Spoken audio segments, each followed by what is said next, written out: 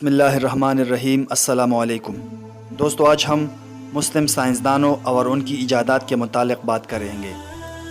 تو آئیے شروع کرتے ہیں۔ نمبر 1، جابر بن حیان۔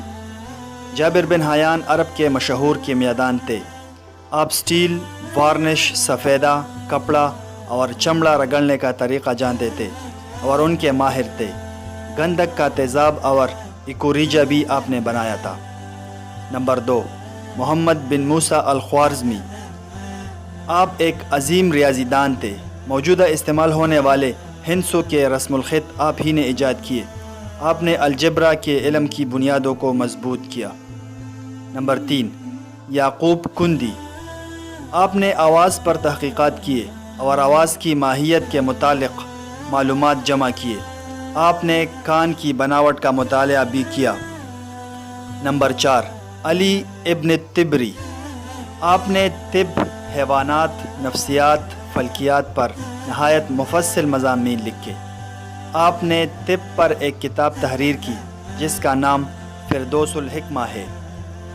نمبر 5، شریف ادریسی۔ آپ ایک بڑے عرب جغرافیہ دان تھے۔ آپ نے آج سے تقریباً 850 سال قبل دنیا کا نقشہ بنایا جو دنیا کا پہلا نقشہ تھا۔ نمبر 6، ابو داؤد سلیمان بن حسان۔ آپ طبی سائنس کے ماہر تھے۔ امراض کی تشخیص، دواؤں کے خواص اور ان کے استعمال میں آپ کا کوئی ثانی نہیں تھا۔ نمبر 7، ضیاء الدین ابن بیتار۔ آپ ایک مشہور طبیب تھے۔ آپ نے پودوں کے متعلق معلومات اور جڑی بوٹیاں اکٹھا کرنے کے لیے دنیا بھر کا سفر کیا اور مختلف نئی دوائیاں بھی بنائیں۔ آپ نے جڑی بوٹیوں سے دوائیاں تیار کرنے کے علاوہ کتابیں بھی لکھی۔ نمبر 8، محمد بن زکریا الرازی۔ آپ ایک علمی کیمیاءدان تھے۔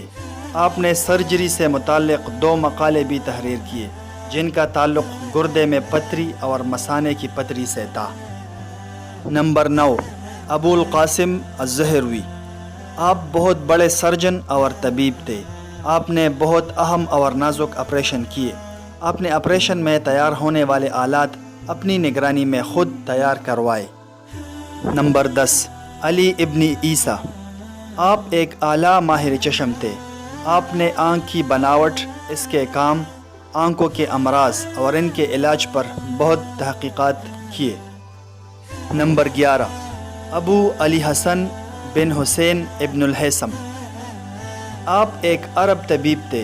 آپ نے آج سے 1000 سال قبل آنکھ کا خاکہ بنایا اور بصریات پر دنیا کی پہلی کتاب المناظر تحریر کی۔ آپ نے روشنی پر زبردست تحقیقات کیے اور روشنی کی پہلی بار صحیح تعریف کی۔ نمبر 12، علم طبیعیات میں ابن سینا پہلا شخص ہے جس نے تجرباتی علم کو سب سے معتبر سمجھا۔